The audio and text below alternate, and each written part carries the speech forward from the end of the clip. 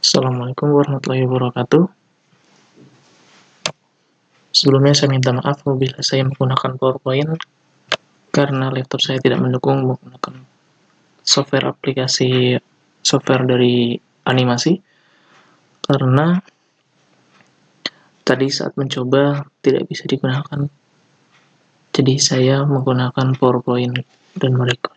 Perkenalkan, nama saya Muhammad Arfian Azudi dengan NIM 180 301518 dari Universitas Muhammadiyah Profesor Dr. Hamka, Fakultas Teknik Informatika dengan mata kuliah kewirausahaan, dan ini adalah bisnis plan dari saya. Saya ingin mendirikan perusahaan otobus. Perusahaan otobus adalah perusahaan yang menyediakan layanan transportasi berupa bis atau angkutan darat. Dengan nama bis yang akan nantinya saya gunakan adalah Wituyo. Wituyo adalah nama orang tua dari bapak saya. Gambar ini adalah perusahaan otobus dari P.O. Haryanto. Oke, ini adalah kontak person yang bisa dihubungi, ada email, Instagram, WA, dan lain dari saya. Alasan dan tujuan saya yaitu saya ingin membuat masyarakat yang ingin bepergian menjadi lebih mudah. Kenapa saya bilang mudah? Karena dengan adanya bis juga bisa menjangkau masyarakat-masyarakat di desa-desa. Karena dengan moda transportasi lain seperti, contohnya kayak misal kereta, karena kereta itu hanya ada di tempat pusat kota saja. Dan sedang kalau bis bisa mengantarkan penumpang-penumpang atau masyarakat ke lebih dekat dengan rumah mereka masing-masing, karena bis juga bisa melewati jalan-jalan yang semisal jalan kota, jalan desa. Apabila ketika juga macet, juga dia bisa mencari jalan lebih alternatif lainnya. Dan saya juga kenapa ingin membuka perusahaan otobus ini, karena saya sudah sangat penasaran sekali sejak saya kecil, yaitu dengan manajemen mereka, cara membagi dia waktu, cara dia mendirikan perusahaannya, dan lain sebagainya. Strategi pemasaran. Untuk strategi pemasarannya, kurang lebih saya ingin menggunakan sosial media, yaitu berupa YouTube, Instagram, atau Facebook, semacam kayak pengenalan pemasaran terkait adanya perusahaan baru yang melayani trayek tertentu di jalur tertentu yang akan melayani penumpang dan masyarakat semuanya.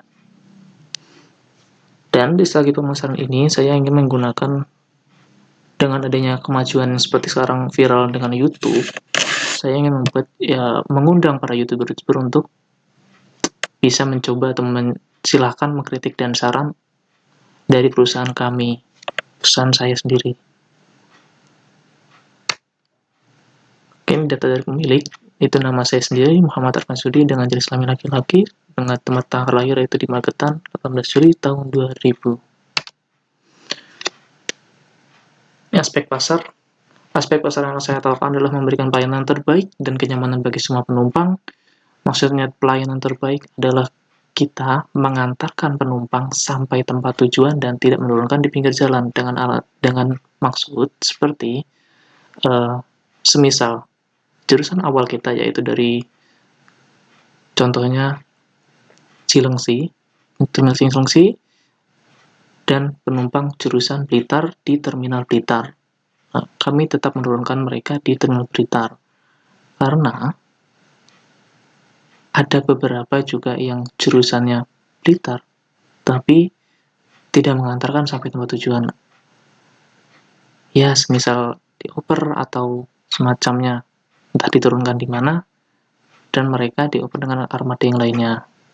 Nah, kami ingin mencoba untuk memberikan layanan terbaik seperti mengantarkan penumpang sampai tujuan dan mencoba terus-menerus memberikan pelayanan terbaik dengan servis makanan terbaik dan pelayanan kebersihan dalam armada, dan tetap menyediakan selimut dan bantal seperti pada umumnya. Kenyamanan dimaksud adalah kebersihan dari armada dan tetap merawat armada atau bus dengan kebersihan interior dan eksterior dan serta perawatan pada bus tersebut. Berikut adalah analisis SWOT. Strength-nya itu adalah daya jangkau yang terbilang cukup dekat dengan pemukiman atau jalan yang dilalui masyarakat tidak terpusat di pusat kota. Ya, seperti yang tadi saya sampaikan adalah bis juga bisa mengantarkan sampai ke desa-desa. Maksudnya ya semisal contohnya kayak Depok tidak ada yang dilalui dengan kereta yang jurusan jarak jauh.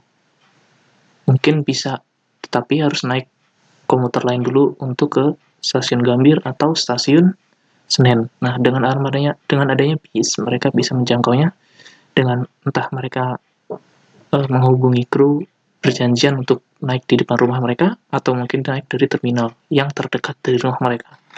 Itu maksudnya. Dan maksud yang lain dari pemukiman atau yang lebih dekat dengan rumah masyarakat juga. Ketika nanti sampai tempat tujuan, mereka juga biasanya lebih dekat dengan rumah dari mereka sendiri. Oke, selanjutnya Agnes, itu modalnya sangat banyak. Ya, dengan ini juga modalnya juga cukup benar-benar sangat banyak dan mahal sekali. Yaitu, dan selanjutnya itu adalah mengurus perizinannya, mengurus agar perusahaan berstatus sebagai PT, karena syarat untuk menjadi PT adalah minimal 5 bus dan mempunyai garasi yang cukup luas dan manajemen yang bagus. Dan ada kantor juga. Dan serta ada daya saing yang sangat banyak. Dan selanjutnya masyarakat terbilang ragu mencoba bus yang notabene perusahaan baru. Oke, dari daya saing sangat banyak dan masyarakat terbilang ragu, itu maksudnya itu adalah kebanyakan masyarakat dan penumpang pada umumnya yang biasanya sering bepergian jauh, dia sendiri biasanya sudah memiliki langganan atau sudah mempunyai kenyamanan tersendiri dengan perusahaan-perusahaan atau bis-bis yang lainnya, entah dari segi harganya atau dari pelayanannya.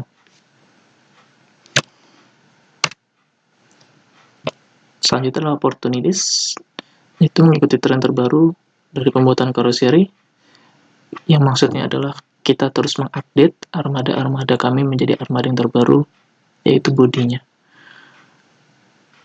Mungkin ada permajaan kayak rombak bodi setelah 5 tahun atau 6 tahun pakai, setelah itu dirombak. Atau mungkin dijual apabila ada yang ingin membelinya. Dan selanjutnya adalah promosi bisa dilakukan kapan saja di jam yang ramai keberangkatan bus. Dan yang ini maksudnya adalah promosi pada saat biasanya pemberangkatan bus itu sekitar siang, misalnya jam 1 biasanya ke arah Jawa Timur. Nah, mungkin situ kita akan mempromosikan seperti kita menaruh banner yang lumayan besar dengan nomor telepon dan jurusan, atau dengan memarkirkan bis kami yang bisnya dengan cukup lama di situ. Jadi seperti pengenalan ke masyarakat, setelah itu bis berangkat lagi. Oke, treatnya adalah perubahan harga pasar. Perubahan harga pasar maksudnya seperti harga di hari biasa dan hari libur, harga Nataru dan harga di hari raya itu cukup beda. Harga di hari biasa biasanya cenderung lebih murah, dan untuk mengambil keuntungan lebih besar dan untuk kerugian dari harga-harga dari hari-hari biasa, yaitu dengan menaikkan harga di Nataru dan hari raya. Dan juga maksudnya perubahan harga juga tergantung dari armada yang digunakan. Semisal perawatannya, jadi mungkin harganya bisa lebih mahal juga karena sasis atau mesin yang digunakan juga cukup mahal, dan harga makanan dari rumah makan tersebut jadinya bisa menyesuaikan nantinya. Itu adalah permintaan penumpang untuk selalu memberikan armada terbaru dan mesin premium. Maksudnya pada zaman sekarang khususnya banyak sekali penumpang-penumpang atau masyarakat yang sering bepergian menggunakan bus.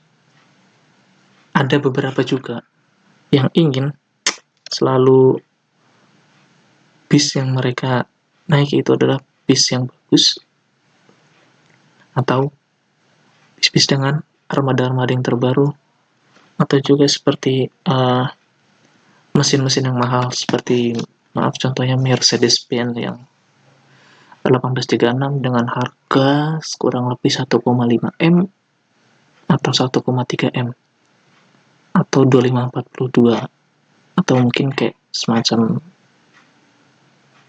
Scania atau Volvo, kurang lebih seperti itu rata-rata penumpang. Cuman kebanyakan dari penumpang adalah memilih kenyamanan pada mereka diri sendiri. Oke, juga ada analisis for 4P. Produk yang kami berikan adalah pelayanan dan kenyamanan. Kami berusaha membuat kenyamanan bagi penumpang di dalam bis, yaitu dengan mereka bisa tidur dalam armada. Mereka yang lelah bisa tidur dengan nyaman di dalam armada dalam bis, dan sampai di tujuan sudah segar kembali dan bisa melanjutkan aktivitas. Price, ini harga menyesuaikan harga new normal atau harga pada saat zaman sekarang, yaitu kurang lebih Pacitan sampai Jakarta udah 250.000. Itu meliputi Jakarta, Semarang, Solo, Ngawi, dan bisa menyesuaikan dengan penumpang. Biasanya minimal dia bisa turun di Semarang, selanjutnya biasanya turun di Ngawi, Boyolali, Solotigo, ataupun di Maspati, Magetan, dan sebagainya. Dan ini untuk Blitar Jakarta 210.000, untuk Jogja Jakarta 150.000. Untuk harga ini sudah termasuk servis makan yang diberikan 1 kali di rumah makan, dan sudah termasuk include armada AC, ada toilet di dalam, dan selimut dan bantal, dan juga ada snack. Promosi yang kami gunakan adalah YouTube, Facebook, dan Instagram. Tempat kami memerlukan garasi yang bisa menampung minimal 5 bus. Itu juga sesuai dengan SOP yang ada di dalam peraturan Kemenhub. Dan itu juga syarat untuk membuat PT, yaitu dengan adanya garasi, kantor, bis dengan minimal 5, dan lain sebagainya.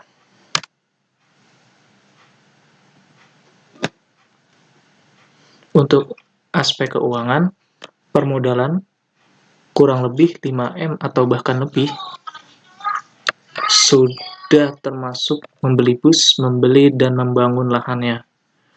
5M ini sudah termasuk dengan biaya pembelian bus yang satu bis, karena saya akan menggunakan bis-bis yang masih terbilang bis bekas. Nah, setelah itu dirombak terlebih dahulu karena masih permulaan dan masih awal merintis. Jadinya, membeli bus yang bekas untuk permodalan awal, dan kurang lebih sekitar 100-200 juta tergantung dari armada tersebut. Setelah itu dirombak bodi sekitar harga 200 jutaan. Dan membeli lahan, tanah kosong, dan membangunnya untuk garasi dan kantor. Pengeluaran kurang lebih sekitar 5M, atau mungkin bisa kurang atau mungkin bisa lebih, tergantung dari armada yang nanti bisa dibeli kurang lebih seperti apa. Biaya operasional kurang lebih seperti ini, karena juga tetap tergantung menyesuaikan pada lokasinya dan jasa marga. Untuk tol, untuk tol pas 56.000 ini dari Jakarta sampai Ngawi, tapi kan belum tentu semuanya full tol karena nanti bakalan keluar dari tol untuk servis makan. Setelah itu tapi untuk kembali lagi ke tol untuk mengantarkan penumpang, biasanya keluar di Semarang, di Semarang masuk lagi ke tol lagi Semarang, lanjut lagi Ngawi, mungkin lanjut jalur biasa di daerah Solo, atau mungkin bisa masuk lagi karena mungkin tetap tergantung dari penumpang di dalam bis ada yang turun di mana, jadi menyesuaikan. Untuk solar kurang lebih 900.000 per bis. Ini untuk per bis ya, per bis itu 900.000 solarnya per satu bis. Tetap nanti tergantung dari bisnis tersebut juga, mungkin bisa kurang atau mungkin bisa lebih karena belum tahu nantinya gimana, bakalan solarnya dijatah atau mungkin dicor, dikasih kebebasan kepada kru. Dan selanjutnya 150.000 untuk kru yang bertugas perorangan. Ini 150.000 maksudnya untuk uang jajan untuk supir 150.000 dan mungkin 130.000 untuk kondektur atau CO driver. Biasanya dari satu bis itu terdapat 2 supir dan 1 CO driver. Jadi 150.000 dikali 2 dan ditambah 130.000. Keuntungan, ini keuntungan dari satu bis yang harganya 250.000 per tiketnya, per orangnya. 250.000 dikali 30 ini adalah kursi atau jumlah kursi yang di dalam bis. Tetap tergantung dari kursi nanti saat memesan gimana, ataukah 30 kursi dalam satu armada, 32 atau mungkin 28. Dan ini 250.000 dari 30 kursi dihitung ada 7.500.000. Itu kalau semua kursi penuh semua. Selanjutnya adalah tampilan armada atau tampilan dari dalam interiornya. Ini fit menggunakan leg rest, ada bantal dan selimut. Kurang lebih nanti rencananya kursi antara 30 sampai 32 kursi, tetap ada toilet, servis makan, snack, dan ada sandaran tangan. Leg rest adalah sandaran kaki yang seperti ini. Oke, yang eksekutif sama sepertinya, cuman perbedaannya adalah dari kursi. Kursinya mungkin sekitar 28 atau 30, yang jelas lebih sedikit ditimbang dari VIP. Dan menggunakan bantal yang lebih tebal. Selanjutnya menggunakan bed cover. Kenapa menggunakan kursi yang lebih sedikit untuk eksekutif? Karena untuk kenyamanan penumpang itu sendiri, jadi penumpang bisa lebih longgar atau lebih lega. Sekian dari saya, apabila ada salah kata mohon dimaafkan. Wassalamualaikum warahmatullahi wabarakatuh.